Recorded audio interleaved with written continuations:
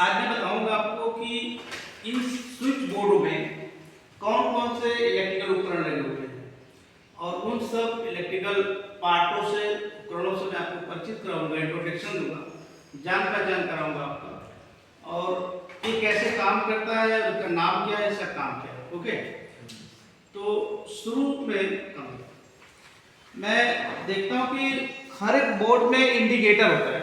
क्या होता है? इंडिकेटर। ये है इंडिकेटर। क्या है? इंडिकेटर। जैसे कि आप बोर्ड में देखते हैं कि इंडिकेटर लगा हुआ है, इसमें भी लगा हुआ है, इसमें भी लगा हुआ है इंडिकेटर, और इसमें भी लगा हुआ है इंडिकेटर। इंडिकेटर का काम क्या है? हमें ये समझना कि इंडिकेटर क्यों लगाते हैं। इंडिकेटर इसलिए लगाते हैं कि बोर्ड के अंदर एक सूचना देना।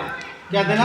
सूचना। दूर से पता चल जाता है कि हमारे बोर्ड में पावर स्विच है, पावर सप्लाई है कि नहीं सप्लाई है नहीं। और इसमें न्यूट्रल फेस दोनों दिया जाता है। क्यों? क्योंकि इसके अंदर एक रेजिस्टेंस होता है और एक नियॉन लैंप होता है और 2 टर्मिनल।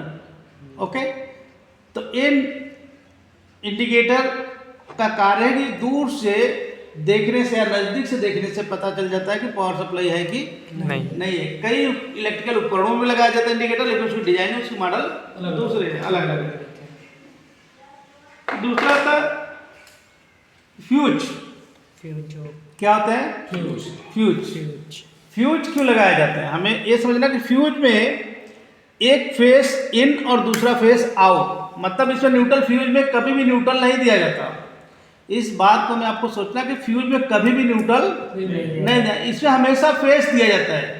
एक टर्मिनल से फेस इन करते हैं और दूसरे टर्मिनल से फेस आउट करते हैं, और बीच में एक तार पतली सी जोड़ देते हैं। देखो ये तार, ये फ्यूज लगाया है बंदा, लेकिन ये बहुत मोटा तार, यानी कि पूरे घर की लाइनें या पावर सप्लाई के माध्यम से पूरे घर शॉर्ट हो जाएंगे, लेकिन ये फ्यूज जुड़ेगा नहीं, क्योंकि पूरे मोटा सा तार ही लगा दिया बंदा। इसमें पतले से तार लगाए जाते हैं। कितना क्या लगाए जाते हैं? पतला तार, लेकिन उन्होंने लगा दिया पूरा एक बंडल वाला वायर, राइट। तो ये फ्यूज बांधने का तो पतली तार यहाँ से लगा देते, ताकि जब धारा अधिक उत्तेजित के साथ या शॉर्ट सर्किट स्थिति के साथ या एम्पियर अधिक होने के कारण ये होता है क्या, उड़ जाता बीच से फ्यूज।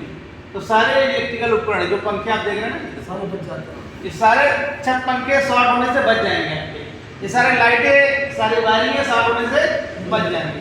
फ्यूज हमारा यही काम करता है, और दूसरा इसका कोई काम नहीं है। ओके, इसमें भी कई एम्पियर में आता है, कोई 16 एम्पियर में आता है, कोई 6 एम्पियर में आता है, कोई 25 एम्पियर में, अधिक एम्पियर, जितना लोड वैसा एम्पियर पड़ता है। ओके, तो ये बोर्ड में फ्यूज लगाए जाते हैं, जो कि आप देख रहे हैं कि यहाँ पे इंडिकेटर लगाते हैं, यहाँ पे फ्यूज लगाते हैं, राइट। एक और दूसरे होता है कि फैन के आरपीएम को कम और ज़्यादा करना। इसका क्या नाम है?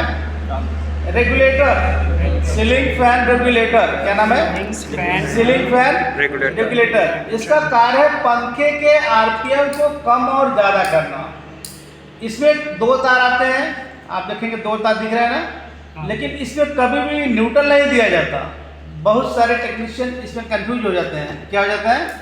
कंफ्यूज हो जाते हैं कि इसमें 2 तारे हैं तो एक न्यूट्रल एक फेज दे देते हैं, और बाद में पता लगा दिस इज नॉट वर्किंग, ये काम करना बंद कर देता है, काम नहीं करता है, राइट। तो इसमें कभी भी, इस सीलिंग फैन रेगुलेटर में कभी भी फेस न्यूट्रल नहीं दिया जाता, सिर्फ फेस दिया जाता, फेस इन और फेस आउट। एक फेस स्विच से इसमें इन होता है और दूसरा फेस इससे कंट्रोल होता है, आउट वाला, ये पंखे को जाता है। तो ये आरपीएम कम और ज़्यादा करता है, इसका और कोई काम नहीं है। इसका नाम है सीलिंग फैन रेगुलेटर। क्या नाम है? Ceiling fan regulator. पहले आता था अचानक से 15-20 वोल्ट 50 वोल्ट बढ़ जाते थे, लेकिन अभी ऐसा सीलिंग फैन रेगुलेटर नहीं है, ये वेरिएबल में आ गया। किस में आ गया? वेरिएबल में। कम और ज़्यादा 1-1 वोल्ट भी बढ़ाने की और घटाने की क्षमता इसमें है। ओके, और दूसरे आते हैं 2 पिन सॉकेट। ये देखो 2 पिन सॉकेट है, इसमें न्यूट्रल और फेस दोनों दिए जाते हैं, न्यूट्रल और फेस दोनों दिए जाते हैं, राइट। 2 टर्मिनल है, इसमें कोई चिन्हित नहीं किया गया कि आप नीचे फेस देना है, ऊपर फेस देना, या नीचे न्यूट्रल देना, ऊपर न्यूट्रल, किसी में भी आप न्यूट्रल फेस दे सकते हैं। एक 2 पिन सॉकेट है। ओके। और एक आता है 3 पिन सॉकेट। क्या आता है? 3 पिन सॉकेट। आप देखेंगे कि ये 3 पिन सॉकेट क्या है? 3 पिन सॉकेट जो कि 3 पिन वाला है। कौन सा है? 3 पिन वाला। 3 पिन वाला। आप देख रहे हैं ना 3 पिन सॉकेट, 3 पिन सॉकेट। इसमें न्यूट्रल और फेस और अर्थ, यहाँ पीछे देखिए लिखा हुआ है, यहाँ पे अर्थ, राइट, और फेस और न्यूट्रल, ठीक है। और इसके बाद आता है 5 पिन सॉकेट। क्या आता है? 5 पिन सॉकेट। ये 6 एम्पियर भी बोलते हैं और 16 एम्पियर में भी आते हैं। यहाँ पे एक अर्थ है और एक तरफ न्यूट्रल है और एक तरफ फेस है। आप पीछे टर्मिनल देखेंगे ध्यान से, यहाँ पे अर्थ के चिन्ह यहाँ देखो लिखा है। अर्थ के चिन्ह देख रहे हैं ना जी? अर्थ के चिन्ह है ये। और यहाँ पे देखेंगे न्यूट्रल का चिन्ह है और यहाँ पे देखेंगे फेस का चिन्ह है। यहाँ लिखा है ना जी, फेस के चिन्ह है। मतलब कि बाएं तरफ हमेशा आपके क्या होगा? न्यूट्रल। दाहिने तरफ क्या होगा? फेस। ओके। और एरा होल्डर, इसको बोलते हैं एंगल होल्डर। क्या बोलते हैं? Angle holder. एक होता है पैटेंट होल्डर, एक होता है ब्रैकेट होल्डर। होल्डर भी कई प्रकार के होते हैं। आप देख रहे हैं कि एक होल्डर लगा हुआ है इसमें, राइट। और एक एंगल होल्डर जो कि नीचे फोकस देता है, तो वहाँ पे लगा हुआ है एंगल होल्डर। वहाँ पे देख रहे हैं ना एंगल होल्डर लगा हुआ है। और इसके बाद स्विच बोर्ड में सरमाइका शीट होता है, आप ये देख रहे हैं पूरे। और एक होता है पीवीसी, प्लास्टिक के आते हैं, राइट, बॉडी होती है। और यहाँ पर देखेंगे 16 एम्पियर के सॉकेट और स्विच। कितने एम्पियर के? 16 एम्पियर के। हमने वो देखा 6 एम्पियर, इसमें क्या देखा? 16 एम्पियर, जो कि हीटर, गीजर और एसी के लिए ज़्यादा इस्तेमाल हम करते हैं, जिसमें ज़्यादा एम्पियर लेते हैं। ओके। ये 5 पिन सॉकेट 16 एम्पियर और ऑन ऑफ भी 16 एम्पियर। ओके। ये सारे मटेरियल्स बोर्ड में लगाए जाते हैं।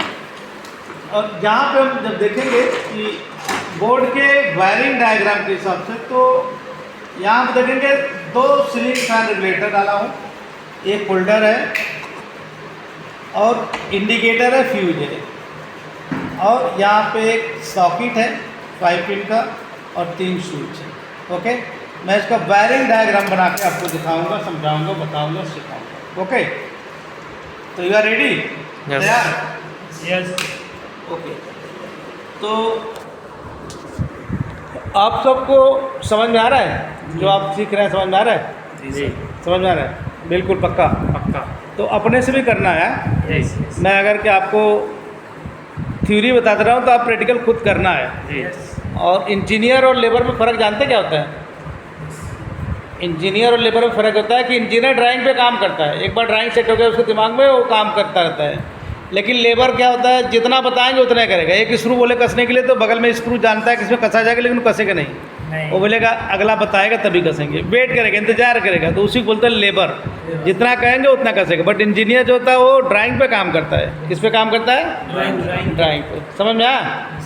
तो मैं इस स्विच बोर्ड की वायरिंग डायग्राम आपको बताऊँगा, समझाऊँगा।